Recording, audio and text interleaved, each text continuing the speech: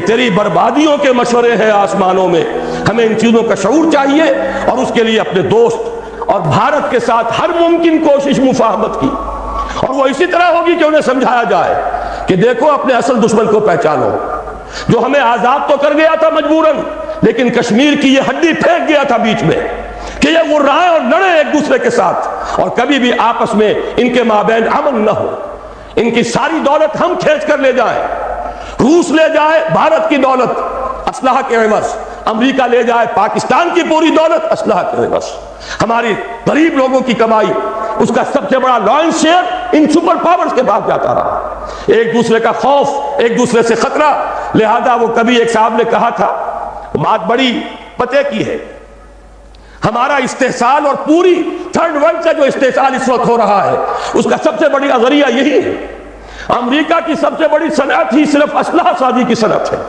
اور ہو کیا رہا ہے, ایک دفعہ ایک صاحب نے اعداد و شمار کے حوالے سے بتایا, پورے حیدرآباد ڈویژن جو ہمارا کاٹن گروئنگ بڑا ہی عمدہ علاقہ ہے, وہ جتنی روئی پیدا کرتا ہے وہ ساری روئی دے کر ہم صرف ایک F-16 جہاز لے کر آ جاتے ہیں, اور وہ F-16 جہاز اس کا ایک پرزہ بھی اگر ناکارہ ہو جائے اور جو اصل مالک ہیں وہ اسے ریپلیس کرنے کے لیے تیار نہ ہو تو وہ ہمارے لیے بالکل بیکار, وہ تو پھر جائے گا کہیں کباڑیوں کے ہاں جا کر بکے گا, اس کا کوئی مصرف نہیں. یہ ہوتا رہا ہے 40 برس 45 برس, اور اس میں یہ کہ اس بات کا پورا اندیشہ ہے, بلکہ یہ کہ زائنسٹ لابی کا پروگرام یہ ہے کہ پاکستان کے بھی ٹکڑے کرائیں اور بھارت کے بھی ٹکڑے کرائیں, تاکہ کوئی طاقت نہ رہ جائے جو ان کو کویسچن کر سکے.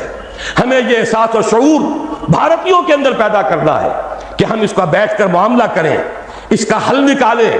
جو وعدے کیے تھے انہیں اب جو تم نے طاقت نسیان پر رکھ دیا تھا ان کو پورا کرو, اور خدا کے لیے آپس میں لڑ مرنے کی بجائے اپنے اصل دشمن کو پہچانو. لیکن ان سب پر مستضاد اصل میں جو ہمارے لیے دفاع ہے وہ تو یہ ہے کہ اللہ کی طرف سے ہمارا دفاع ہو, اور اللہ کا یہ وعدہ ہے.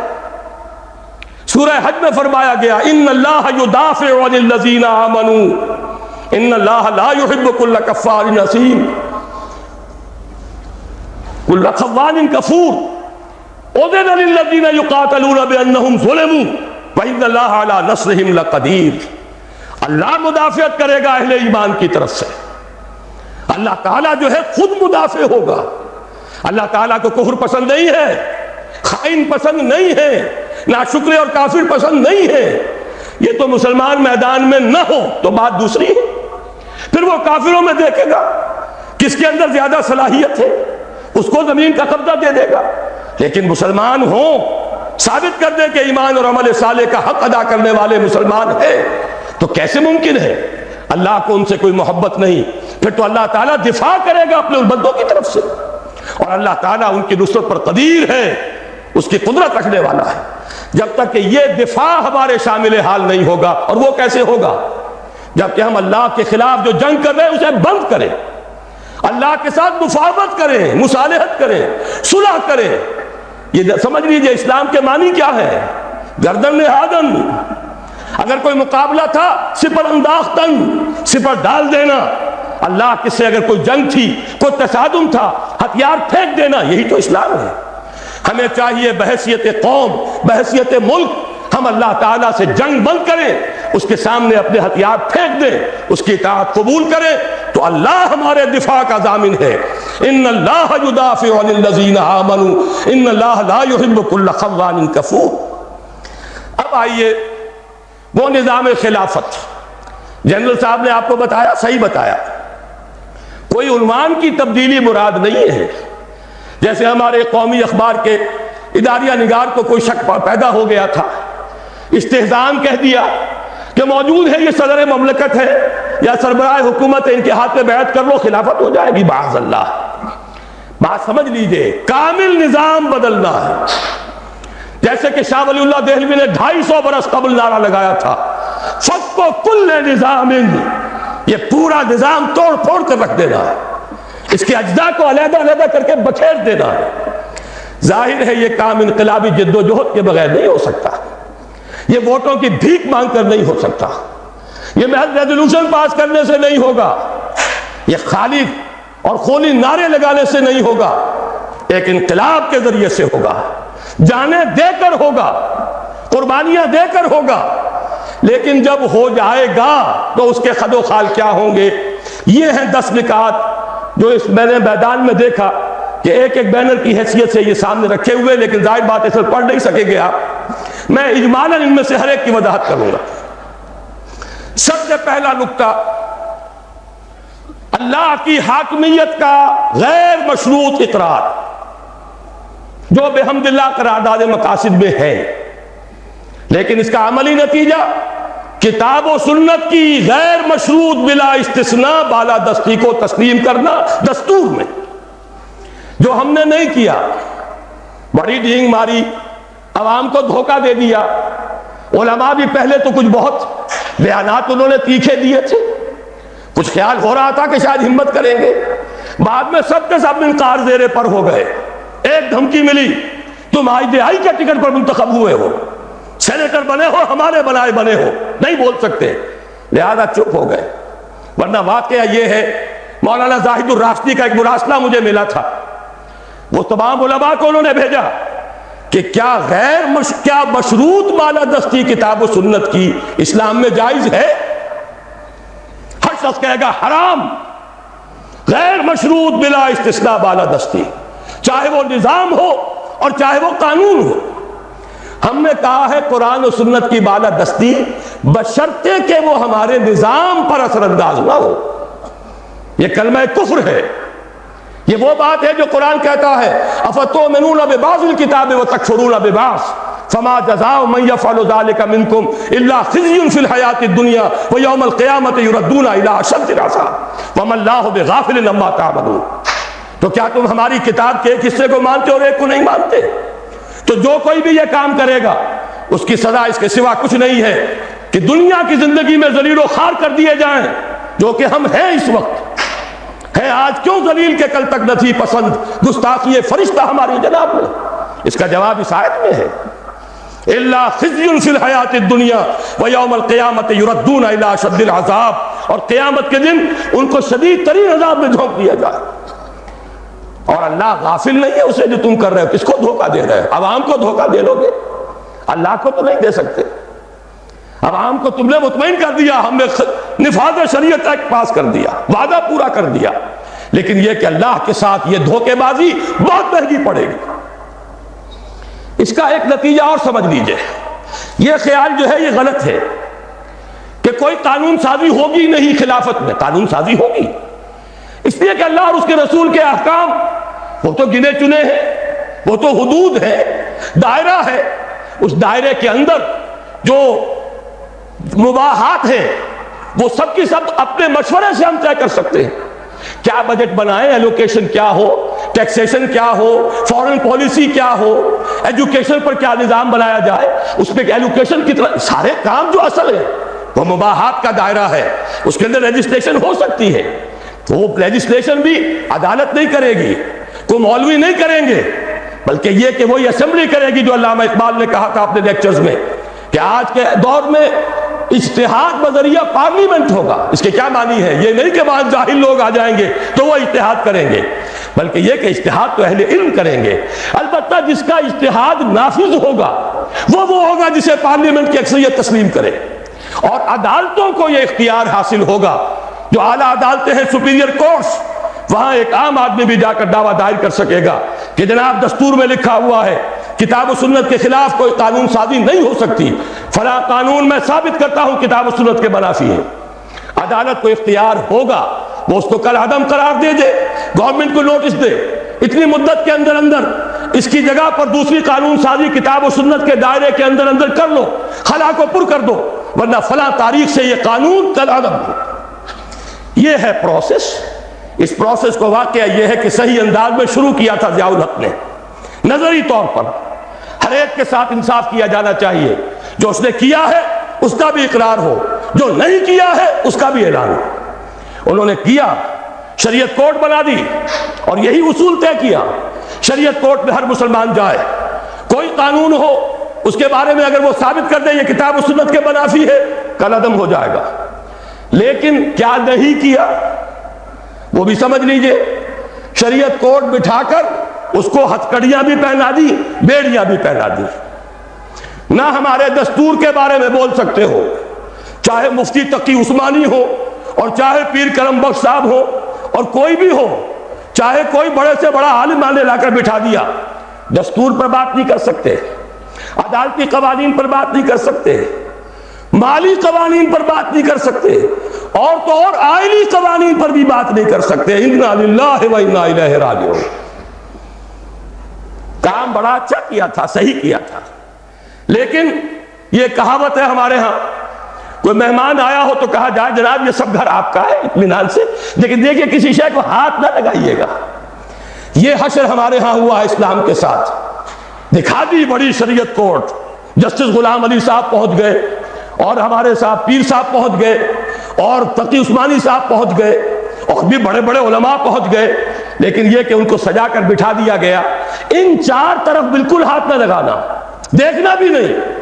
باقی کچھ قوانین ہے، ہوتا رہا ہے، ہوتا رہے گا، لیکن نہ مالیات کا نظام بدلے گا، نہ خاندانی نظام جو ہے اس میں جو کچھ کیا تھا ایک عامر مطلق نے پہلے ایوب خان نے، اور اس کو دوسرے اس عامر نے مسلسل 11 برس تک تحفظ دیا ہے، جس کو تمام اس ملک کے جتنے بھی مسلمہ فرقے ہیں، جتنے مسلک ہیں، سنی، شیعہ، دیوبندی، بریلوی، اہل حدیث، جماعت اسلامی، سب نے یہ کہا کہ یہ غلط ہے، شریعت سے خلاف ہے، شریعت سے تجاوز ہے، لیکن وہ قانون 1962 سے لے کر 1992 آ رہا ہے، 30 برس سے جوں کا توں لاگو۔ اسی میں ضیاء الحق صاحب کے 11 سال بھی اور اسی میں ہماری شریعت کورٹ کے اتنے سال بھی سب جیت گئے ہیں، لیکن یہ کہ پرنالہ وہیں گر رہا، یہ نہیں ہوگا۔ لیکن یہ کہ اصل الاصول سمجھ لیجئے، حاکمیت اللہ کی، بالادستی کتاب و سنت کی، بغیر استثناء، نظام بھی قانون بھی، ان سب کے اوپر ان کی بالادستی۔ قانون سازی کیجئے، پارلیمنٹ بنائیے، مجلس ملی بنائیے، لیکن کوئی قانون کتاب و سنت کے منافی نہیں ہوگا۔ اگر کسی کو خطرہ ہے کہ یہ منافی ہے، جائے ہائی کورٹ میں، سپیریئر کورٹ میں ثابت کر دے، علماء بھی جائیں، دلائل دیں، ثابت کر دیں کتاب و سنت کی حدود سے تجاوز ہو گیا ہے، ختم ہو جائے گا۔ یہ ہے سیاسی اور دستوری ڈھانچہ اس اسلامی نظام کا جو خلافت ہے، اس لیے کہ خلافت کے معنی ہی نیابت کے ہیں، حاکمیت کی نفی ہے اس میں، اسی لیے تو ہم نے جمہوریت کی اصطلاح ترک کر دی۔ جمہوریت کو کتنا ہی دھو لے، پاک کر لے، کتنے ہی پانیوں میں سے نکال لے، اس میں انسانی حاکمیت کا تصور کچھ نہ کچھ باقی رہ جاتا ہے۔ حیرت ہوتی ہے علامہ اقبال کے فرزند، وہ شخص جو کہہ گیا اسی شہر لاہور میں دفن ہے، یہ شہر اقبال ہے، شہر لاہور، کہ سروری زیبا فقط اس ذات بے ہمتا کو ہے، حکمراں ہے ایک وہی باقی بتانے آدری۔ ان کے فرزند ارجمند پارلیمنٹ کی ساورنٹی کا نعرہ لگا رہے ہیں۔ یہ ساورنٹی کا نعرہ لگانا اپنے والد کے فلسفے کی کامل نفی۔ دوسرا نکتہ، مخلوط قومیت کی نفی۔ خلافت میں خلافت المسلمین ہوتی ہے، خلیفہ خلیفت المسلمین ہوتا، غیر مسلموں کا نہیں۔ خلفائے راشدین امیر المومنین کہلاتے تھے۔ یہ ایمان اور اسلام کی بنیاد پر نظام ہے خلافت کا۔ غیر مسلم اس میں صرف ایک پروٹیکٹڈ مائنورٹی کے طور پر رہ سکتا ہے، اس کی حفاظت کا ذمہ لیا جائے گا، اسی لیے وہ ذمہ کہلاتے ہیں۔ بدقسمتی سے اس لفظ کو گالی بنا لیا گیا ہے، گالی نہیں ہے، ذمہ داری۔ خلافت ذمہ داری لے گی، کسی غیر مسلم کی جان، مال، آبرو پر کوئی آنچ نہیں آئے گی، اسے پرسنل لا میں مکمل آزادی ہوگی، اسے مذہب اور عقیدے اور عبادت کی پوری آزادی ہوگی، اس کی عبادت گاہوں کا بھی اتنا ہی تحفظ کیا جائے گا جتنا مسجدوں کا۔ یہ ساری ذمہ داری لی جائے گی، اس لیے وہ ذمہ کہلاتے ہیں۔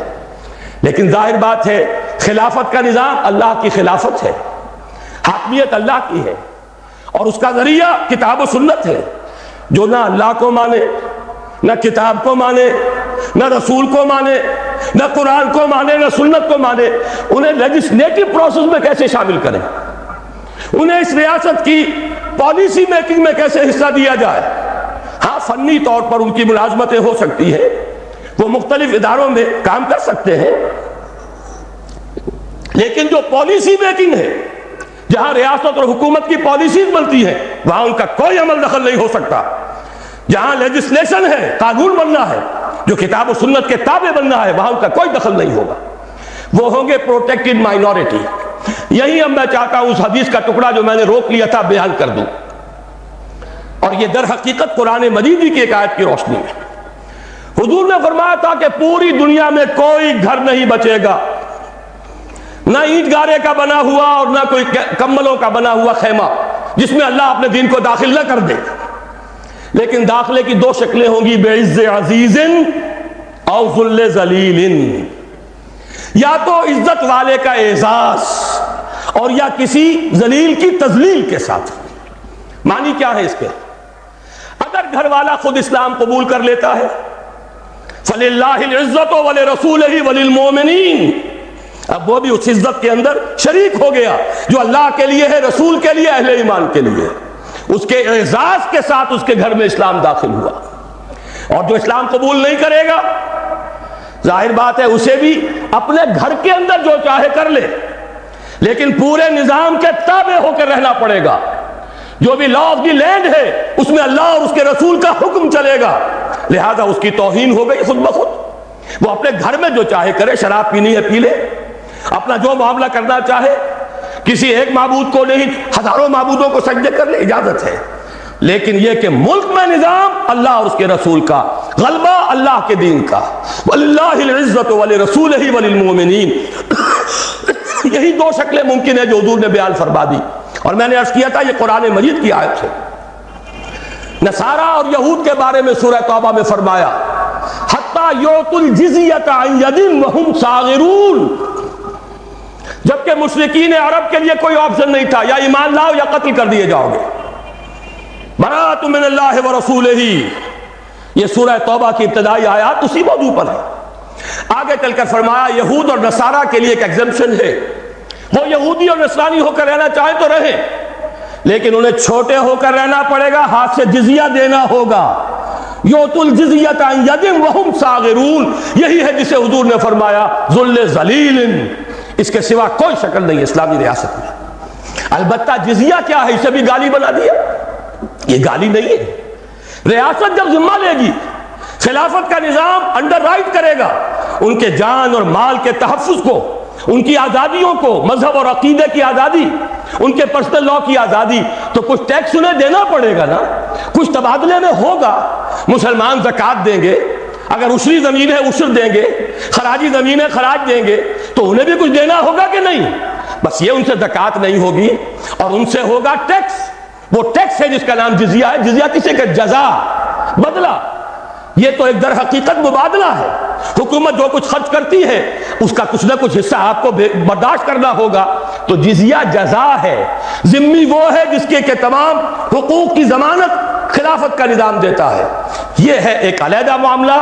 البتہ یہ کہ جہاں تک خلیفہ کا انتخاب اور جو بھی قانون ساز آپ ادارہ بنائے اس کے انتخاب کا معاملہ ہے، اس میں صرف مسلمان مرد اور عورتیں ووٹ دیں گی، اور صرف وہ مسلمان اس میں حصہ لیں گے، مرد، اس لیے کہ امورکم الی نسائکم، یہ محمد الرسول اللہ کے فرمان کے خلاف ہے۔ عورتوں کے حوالے کچھ اور ذمہ داریاں ہیں جو اسلام نے کی ہیں، وہ میں بعد میں کروں گا۔ ووٹ دیں گی، اس لیے کہ حضرت عمر رضی اللہ تعالیٰ عنہ نے جو ایک کمیٹی بنائی تھی، جس کے بعد کے تیسرے خلیفہ کا انتخاب ہوا، جس کے ذریعے سے اس میں حضرت عبد الرحمن ابن عوف نے مردوں سے بھی رائے لی، خواتین سے بھی رائے لی۔ رائے کی حد تک ہمارے پاس مثال موجود ہے، لیکن یہ کہ اس سے آگے معاملات مملکت، معاملات ریاست، یہ مردوں کے لیے ہیں، عورتوں کے لیے نہیں۔ اس اعتبار سے سمجھ لیجئے مسلمان مرد اور عورتیں مل کر خلیفہ کا انتخاب کریں، جو بھی مجلس ملی ہے اس کا انتخاب کریں، اس میں غیر مسلموں کا کوئی حصہ نہیں ہے۔ ان کے علیحدہ باڈیز ہو سکتی ہیں ان کے مسائل کے بارے میں جن سے رائے لی جا سکے۔ یہ ہے دوسرا نکتہ، مخلوط قومیت کی نفی۔ تیسرا نکتہ، خلیفہ کا انتخاب بلا واسطہ تمام مسلمان مرد اور عورتیں کریں گے، لیکن اس خلیفہ کا معاملہ وہ نہیں ہوگا جو پارلیمانی نظام میں ہے۔ خلفائے راشدین مشورہ لیتے تھے، مشورہ لینا فرض ہے، حضور سے کہا گیا شاورہم فی الامر، لہذا کون ہوگا جو اس سے مستثنیٰ ہو؟ لیکن یہ ووٹوں کی گنتی کا معاملہ کبھی نہیں رہا اسلام میں۔ خلیفہ راشد نے کبھی گنتی کر کے ووٹ لے کر اور فیصلے نہیں کیے۔ بلکہ یہ کہ خلیفہ کو پورا اختیار ہے. کتاب و سنت کی تلوار تو سب پر ہے، ویسی خلیفہ کے سر پر بھی ہے، لیکن اس کے دائرے کے اندر اسے ایک معین مدت تک کے لیے، اگرچہ خلفائے راشدین کے ہاں یہ معین مدت نہیں تھی، وہ تعزیز خلفاء تھے، لیکن وہ شے ہم پر لازم نہیں ہے. معین مدت مقرر کی جا سکتی ہے، لیکن اسے اختیار دیا جائے. وہ یہ نہ ہو کہ ہمیشہ پارلیمنٹ کی اکثریت کا محتاج رہے. خاص طور پر ہمارے ہاں جیسے ہی اسمبلی آئی، جو بھی حکومت بناتا ہے وزیر اعظم، اس کی ساری توجہ اسی پر ہوتی ہے کہیں یہ مینڈک پھدک نہ جائے، کہیں یہ گھوڑا کہیں جا کر بک نہ جائے، کچھ اسے دو، 50 وزیر بنا دو. یہ بھی رہا ہے بلوچستان میں، شاید اب بھی ہے، کہ جے یو آئی کے غالباً اس میں بلوچستان کی اسمبلی میں صرف 6 رکن ہیں اور 6 کے 6 وزیر ہیں. یہ تماشے اس پاکستان میں ہو رہے ہیں. کیوں؟ ایک بھی ہٹ گیا حکومت ختم، چند میڈک پھدک گئے حکومت ختم، چند گھوڑے بک گئے حکومت ختم. لہذا ساری توجہ اسی پر. کام کرے تو کیا کرے؟ کوئی نیک نیت آدمی ہو کوئی کام نہیں کر سکتا، اسے تو اپنی کرسی بچانے کی فکر ہو جاتی ہے. ہماری اس دنیا کے اندر بھی ایک دوسرا متبادل نظام ہے، صدارتی نظام ہے. وہ صدارتی نظام زیادہ قریب ہے نظام خلافت سے، اس لیے کہ وہاں کانگریس کی اکثریت کا پابند نہیں ہے. جو بھی صدر ہے امریکہ کا، اس کی اپنی مرضی ہے، اس کے مطابق وہ جس کو بھی وزیر بنانا چاہتا ہے سیکریٹری کہلاتے ہیں وہاں. ضروری نہیں کہ وہ کانگریس کا رکن ہو. جس کو سمجھتا ہے باصلاحیت ہے. فورن پالیسی میں اس کی نظر بڑی گہری ہے، مالیات میں یہ شخص بہت ماہر ہے، اور یہ اگر الیکشن لڑ کے نہیں آ سکا کوئی جرم نہیں ہے، یہ اس قوم کا فرد ہے. اس کی صلاحیتوں سے فائدہ اٹھانا قوم کے لیے ضروری ہے، لہذا اسے بڑے سے بڑے منصب کے اوپر فائز کیا جا سکتا ہے. آخر اسی دنیا میں وہ نظام بھی ہے. بہرحال وہ نظام خلافت، یوں کہنا چاہیے کہ صدارتی نظام بمقابلہ پارلیمانی نظام کے نظام خلافت سے قریب تر.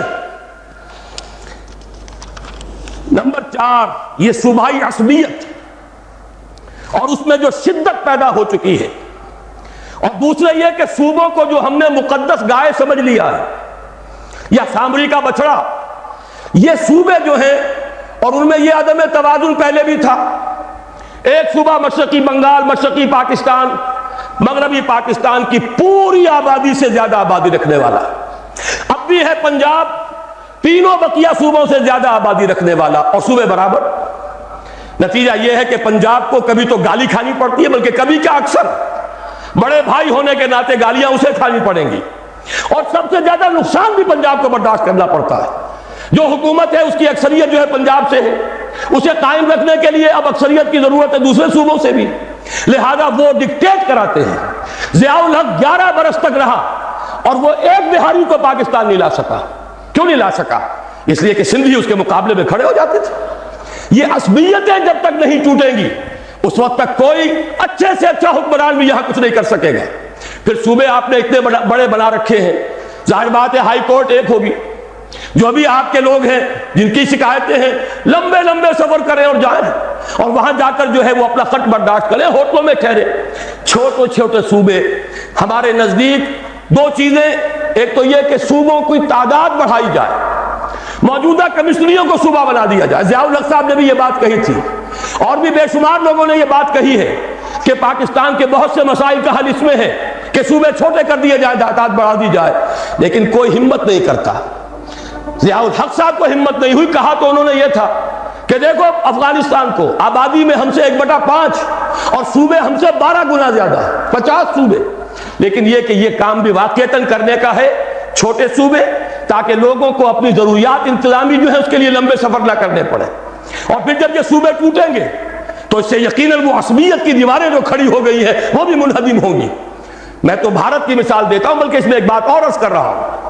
یہ لسانی اور ثقافتی معاملات جو ہیں، نسلی، لسانی، ثقافتی، ان میں ہمارے ہاں افراط و تفریط ہے.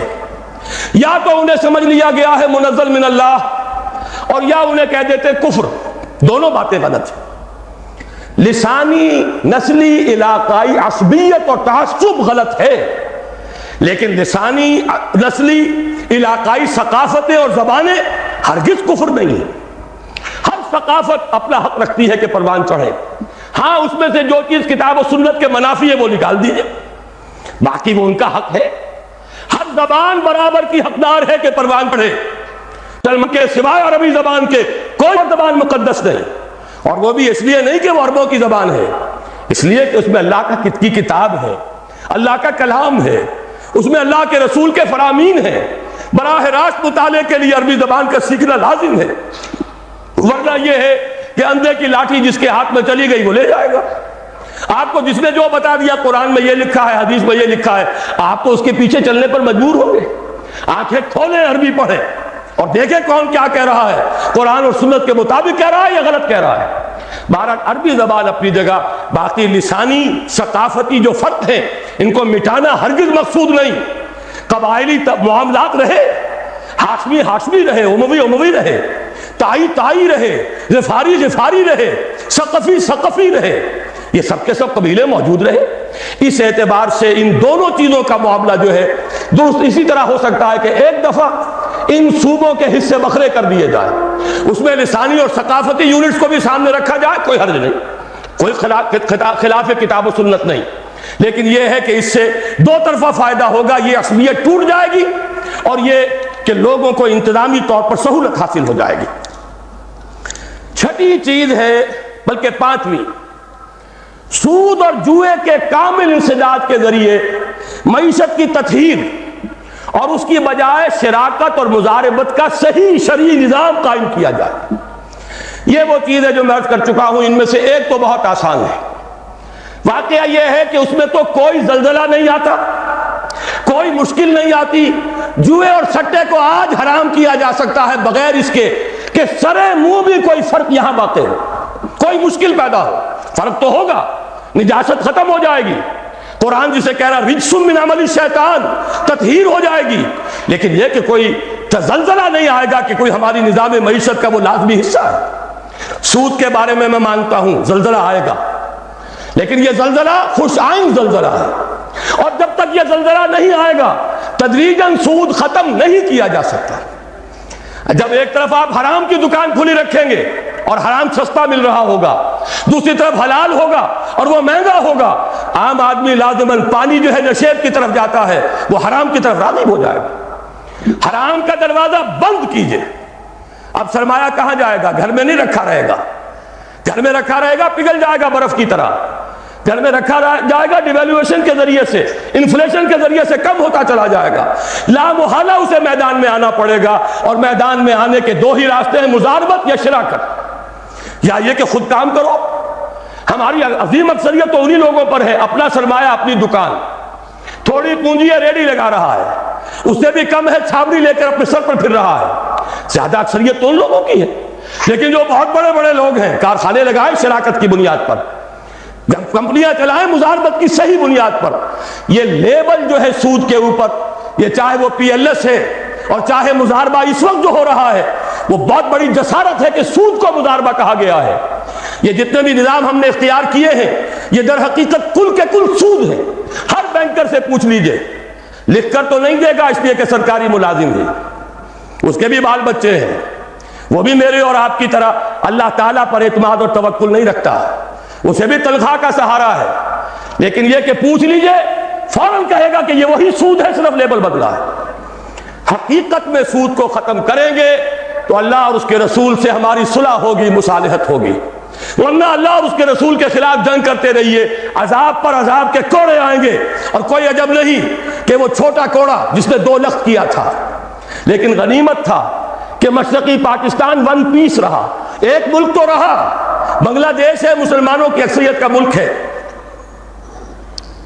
وہ دور بھی گزر گیا جبکہ وہاں کسی نے یہ کہا تھا کہ اگرچہ بنگلہ دیش آبادی کے لحاظ سے سب سے بڑا مسلمان ملک ہے، but we won't like to be called a Muslim country، ہم یہ نہیں چاہیں گے کہ ہمیں مسلمان ملک کہا جائے۔ انا للہ و انا الیہ راجعون۔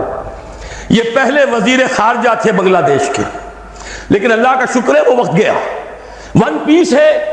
کبھی بھولی ہوئی منزل بھی یاد آتی ہے راہی کو، اگر ہم نے کوئی قدم اٹھا لیا۔ یہ جنرل صاحب جو اپنا خون بہا کر آئے ہیں اس سرزمین میں، کیا عجب کہ ہمارے اور فوجیوں کے اور جتنے لوگوں نے وہاں خون بہائے ہیں اور جن کے خون وہاں جذب ہوئے ہیں، وہ رنگ لائے گی ہنا پتھر پہ گر جانے کے بعد، اور پھر وہ ملک کم سے کم ون پیس ہے، ون پیس باقی ہے، ون پیس واپس بھی آ سکتا ہے۔ لیکن یاد رکھیے اگر اللہ کے عذاب کا دوسرا کوڑا مغربی پاکستان پر برسا تو یہ ایک پیس نہیں رہے گا، اس کے کئی ٹکڑے ہوں گے، منصوبے بن رہے ہیں۔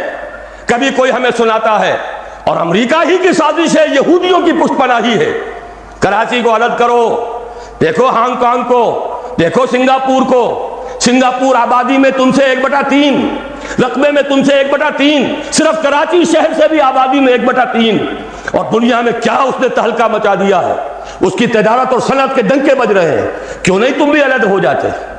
اور سندھو دیش، تمہاری زبان، تمہارا کلچر، تمہیں ریڈ انڈین بنایا جا رہا ہے، تم تو ختم کر دیے جاؤ گے، کیوں نہیں سندھو دیش بنواتے؟ یہ ساری تحریکیں اندرونی ہی اس کے اسباب نہیں ہیں، خارجی اس کی طرف سے تحریکیں موجود ہیں۔ اگر یہ کامیاب ہو گئے خدا نہ خواستہ خاکم بدہن، تو یہ تو کئی ٹکڑے ہوں گے۔ اور میں نے پہلے بھی کہا تھا، آج پھر سنا دینا چاہتا ہوں، یہ شہر لاہور ہے، بہت سے لوگ خوش ہوتے ہیں ہماری سرحد کے اس پار سکھوں نے ناک میں دم کر رکھا ہے بھارتی حکومت کا، لیکن نوٹ کر لیجئے اگر خالصتان وجود میں آ گیا تو اس کا اصل رخ کدھر ہوگا؟ وہ طاقت، خون دینے کی وہ عادی ہو گئی ہے قوم۔ اس پورے عرصے میں زیادہ تر سکھ مرے ہیں اور سکھوں ہی نے سکھوں کو مارا ہے، لیکن اگر کہیں ان کا ملک بن گیا تو ان کے رخ کدھر ہوں گے؟ ان کا ہیرو رنجیت سنگھ کہاں دفن ہے؟ ان کا پنجا صاحب کہاں ہے؟ یہ ہری پور کیا ہے؟ ہری سنگھ نلوا کا یہ آباد کردہ شہر۔ مانسیرا کیا ہے؟ راجہ مان سنگھ کا صحرا ہے۔ یہ سارے علاقے تو یہاں ہیں، ادھر تو ان کا کوئی مقدس شہر ہی نہیں، امرتسر سے ادھر ہے جو بھی کچھ ہے ان کا تقدس۔ اور اگر خدا نہ خواستہ پاکستان کے ٹکڑے ہو گئے، اگر سندھ علیحدہ ہو گیا تو پنجاب ہوگا لینڈ لاکڈ، اس کے پاس تو کوئی سمندر نہیں، اور اس کے بعد واقعہ یہ ہے کہ سب سے بڑی دشمنی سرحد کے اس پار سے آئے گی، اور کوئی عجب نہیں کہ مہاراجہ رنجیت سنگھ کا دور دوبارہ آ جائے۔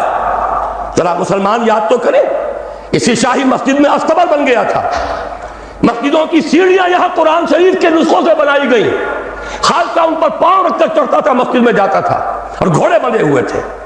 یہ دور کہیں لوٹ کر نہ آ جائے، شامت اعمال ماں کہیں اسی طریقے سے پھر دوبارہ ہم پر نازل نہ ہو جائے۔ لہذا دوڑو، زمانہ چال قیامت کی چل گیا، اٹھو وگرنہ حشر نہیں ہوگا پھر کبھی۔ اگر ہم نے یہاں پہ نظام خلافت کو نافذ نہ کیا اور یہ سود اور اس کے ساتھ جو جنگ ہم کر رہے ہیں اللہ کے اور رسول کے ساتھ اگر ختم نہ کی تو کوئی عذاب نہیں کہ اللہ کے عذاب کا وہ کوڑا برس جائے۔ چھٹی چیز بڑی اہم ہے، لیکن ذرا سا اس میں ایک علمی مسئلہ ہے، میں اس لیے اس بھرے جلسے میں وہ بیان کر رہا ہوں کہ میں یہ چاہتا ہوں کہ اب آپ کی اپنی زبانیں بھی کھلیں، آپ لوگوں سے بات کریں، آپ علماء دین سے پوچھیں یہ چیزیں حقیقت ہیں یا نہیں، اگر ہیں تو اب تک کیوں چھپا کر رکھی گئی، کیوں ملوکیت کے اسلام ہی کا پرچار آج تک ہوتا رہا ہے۔ حضرت عمر فاروق کا ایک اجتہاد تھا، جو ملک مسلمانوں نے بزور شمشیر فتح کیے اس کی زمینیں کسی کی انفرادی ملکیت نہیں، مسلمانوں کی اجتماعی ملکیت، یہ مسلمانوں کے لیے وقف، مسلمان نہ صرف اس وقت کے مسلمان، آنے والے مسلمانوں کے لیے بھی وقف، ان کی بہبود، مجموعی بہبود کے لیے خرچ ہوگا۔ اس پر جو لوگ کام کریں گے وہ خراج دیں گے، چاہے مسلمان ہو چاہے غیر مسلم ہو، خراجی زمین قیامت تک خراجی رہے گی، چاہے بعد میں کہیں ہماری بدقسمتی سے شامت اعمال سے کوئی غیر مسلم حکمران آ جائے، پھر اگر آزادی حاصل کی جائے سٹیٹس نہیں بدلے گا زمینوں کا، ونس خراجی آلویز خراجی۔ یہ ذرا سمجھ لیجیے علمی بات کیا ہے۔ قرآن حکیم میں ایک حکم ہے انفال کا، مال غنیمت کا، یہ سورہ انفال میں ہے، 10ویں پارے کی پہلی آیت ہے، اور دوسرا حکم ہے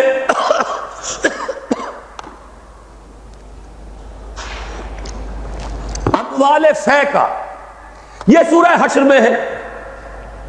اموال غنیمت کا قانون یہ ہے کہ 5واں حصہ 1/5 بیت المال کا، 4/5 مجاہدین میں تقسیم ہو جائے گا۔ سوار ہے گھوڑا اور اونٹ بھی اس نے اپنا رکھا ہوا ہے تو اس کو دوہرا حصہ ملے گا، پیدل ہے اکیلا۔ اموال فے کیا ہے؟ کل کے کل بیت المال کے، کسی کا کوئی حصہ نہیں۔ عام خیال یہ تھا کہ یہ زمینیں جو فتح ہو رہی ہیں، عراق فتح ہو گیا، شام فتح ہو گیا، ایران فتح ہو گیا، مصر فتح ہو گیا. تصور تو کیجئے، the fertile crescent of the middle east سارا کا سارا فتح. چند سالوں کے اندر اندر چند ہزار صحابہ تھے جنہوں نے ان سارے علاقوں کو فتح کر لیا. اب انہوں نے مطالبہ کیا کہ جناب یہ مال غنیمت ہے، ہم نے جنگ کر کے فتح کیا، لہذا یہ زمینیں تقسیم کر دیجئے، 5واں حصہ رکھ لیجئے بیت المال کا. حضرت عمر نے فرمایا اگر میں نے یہ زمینیں اور یہ رقبے تمہیں تقسیم کر دیے تو بعد کے آنے والے مسلمانوں کو کیا ملے گا؟ واقعہ یہ ہے کہ تاریخ انسانی کا بدترین جاگیردارانہ نظام قائم ہو جاتا اگر حضرت عمر یہ فیصلہ نہ کرتے.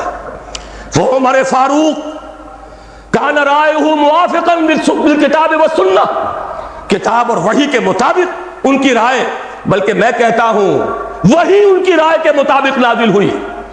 وہ عمر بن الخطاب جن کے بارے میں حضور نے فرمایا کہ لو کان بعدی نبی لکان عمر، میرے بعد کوئی نبی ہوتا تو عمر ہوتے.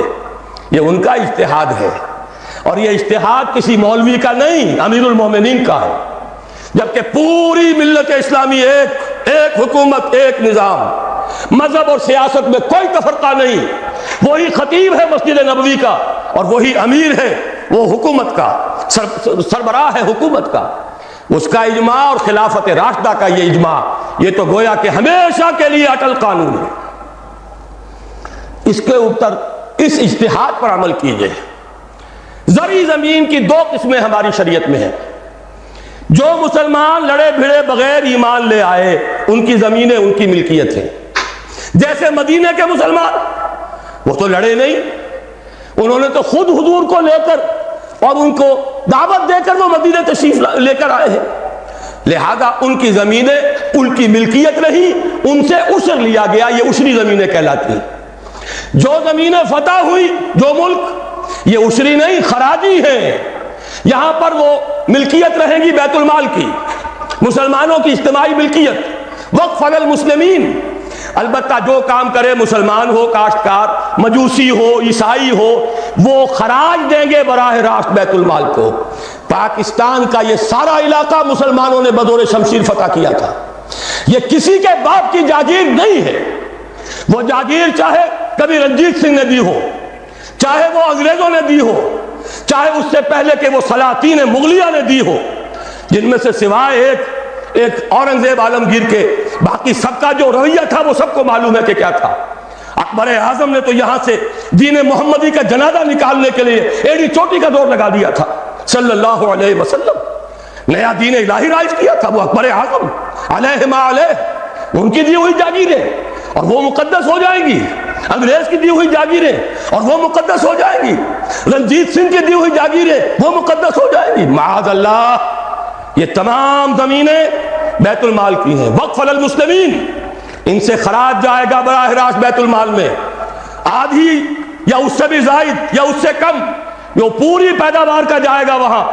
اتنا ریونیو جمع ہوگا، اتنا ریونیو جمع ہوگا کہ بہت سے لعنتی ٹیکسوں سے نجات مل جائے گی، جن میں سب سے بڑا لعنتی ٹیکس جو ہے انکم ٹیکس ہے.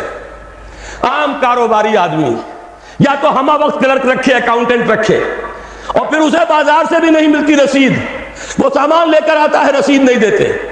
اب وہ جاتا ہے انکم ٹیکس افسر کے سامنے، بھیگی بلی بنا کھڑا ہوا ہے، جھوٹ بولے، جھوٹ حلفیہ بیان دے، رشوت دے، اکاؤنٹنٹس کو دے، انکم ٹیکس آفیسر کو دے، چھوٹ جائے گا، جان بچ جائے گی. اور اگر جھوٹ نہیں بولے گا اپنی بساط الٹ دے. لہذا تقریباً سب کے سب جھوٹے ہو گئے، جھوٹے حلف دیتے ہیں. جب جھوٹا حلف انسان نے دے دیا ایک معاملے میں تو یوں سمجھئے کہ کارک کھل گیا بوتل کا، اب تو جھوٹ ہی ہوگا، اسی کا راج ہوگا. یہ سب سے بڑا ملعون ٹیکس ہے کہ جس نے ہمارے ہاں صداقت کا، دیانت کا، امانت کا جنازہ نکال دیا. اور یہ سب کچھ کیوں؟ اس لیے کہ جو اصل آمدنی کا ذریعہ ہے وہ تو ہم نے جاگیرداروں کو دے رکھا ہے. ان کے محل سج رہے ہیں، ان کے بڑے بڑے بنگلے ہیں، ان کے عیش ہیں. ہاری کو دیکھو، یہاں کے کاشتکار کو دیکھو. ایک صاحب نے ایک دفعہ کہا تھا، جو پہلے لاہور میں رہتے تھے پھر کچھ عرصے جا کر ایک دیہات میں مقیم ہوئے، کہنے لگے خدا کی قسم میں دیکھ کر حیران رہ گیا ہوں، پنجاب کا دیہاتی کاشتکار خود نہیں نہاتا، ہفتوں اپنی بھینس کو ضرور نہلاتا ہے، لیکن خود نہانے کا کوئی تصور نہیں، وہ حیوان سے بدتر ہو کر زندگی گزار رہا ہے۔ یہی حال ہاریوں کا ہے۔ یہی آپ جا کر دیکھیے، وہ بیچارے بھیڑے بکریاں پالنے والے بلوچستان کا عام بلوچ، اور عیش کن کے ہیں سرداروں کے، عیش کن کے ہیں جاگیرداروں کے، زمینداروں کے۔ یہ سارا نظام ختم کر کے اور اس اجتہاد کی اصول پر یہ ساری زمینیں خراجی ہیں۔ اسی شہر لاہور کی بات کہہ رہا ہوں، ایک بہت بڑے مفتی صاحب، ان کے صاحبزادے نے مجھے بتایا کہ میرے والد صاحب کا قول یہ ہے کہ یہاں کی ساری زمینیں خراجی ہیں، عشری نہیں ہیں۔ لیکن جب انہی کے دارالعلوم میں ہمارے ایک ساتھی نے استفتاء لکھ کر بھیجا تو ان مفتی صاحب نے دستخط نہیں کیے، کسی اور چھوٹے مفتی سے، وہ جو مفتی صاحب ابھی سمجھئے کہ ابھی وہ ایکسرسائز ہی کر رہے ہیں، اپرینٹس ہیں، ان کے ہاتھ سے دستخط کروا کے بھجوا دیا، یہ تو عشری ہے۔ یہ حال ہمارے علماء کا ہو چکا ہے۔ کیوں ہو گیا ہے؟ یہ سارے ادارے کن سے چلتے ہیں؟ چندے کون دیتے ہیں؟ سرپرستی کون فرماتا ہے؟ وہ تو وہی لوگ ہیں۔ سرمایہ دار کا چندہ نہ ہو تو دارالعلوم نہیں چلے گا، سرمایہ دار کا چندہ نہ ہو تو یہ سارے جو بھی ٹھاٹھ بچھے ہوئے ہیں، جو بڑی بڑی مسندیں سجی ہوئی ہیں، جو بڑی بڑی جائیدادیں بن گئی ہیں، ریاستیں بن گئی ہیں، یہ کہاں سے آئیں گی؟ لہذا سچ بات کیسے کہی جائے؟ ان کے لیے ہیں مشکلات ہیں، لیکن اب ہمیں حقائق کو علل اعلان کہنا ہوگا۔ وہ جو اقبال نے کہا تھا، وہ شعر تو آپ کو سنایا جنرل صاحب نے، کس نہ باشد در جہاں محتاج کس، نقطہ شرع مبینی نس تو بس۔ اور میں آپ کو شعر سنا رہا ہوں جو حرف قل لفظ میں پوشیدہ تھی اب تک، اس دور میں شاید وہ حقیقت ہو نمودار۔ اور میں ابتدا میں کہہ چکا ہوں علامہ اقبال کی بات، میں ان کا ادنا طالب علم ہوں، ویسے میں انہیں کوئی معصوم نہیں سمجھتا، ان کی عملی زندگی ہمارے لیے مثالی نہیں ہے، قابل تقلید نہیں ہے، ان کا فکر ہے جو بہت بلند ہے۔ مجھے آج کے دور میں، اس پوری صدی میں، فکر کے اعتبار سے ان کے قریب بھی کوئی شخص نظر نہیں آیا آج تک۔ 60ویں برس میں ہوں اپنی عمر کے میں، اور مطالعہ کر رہا ہوں کم سے کم 40 برس سے۔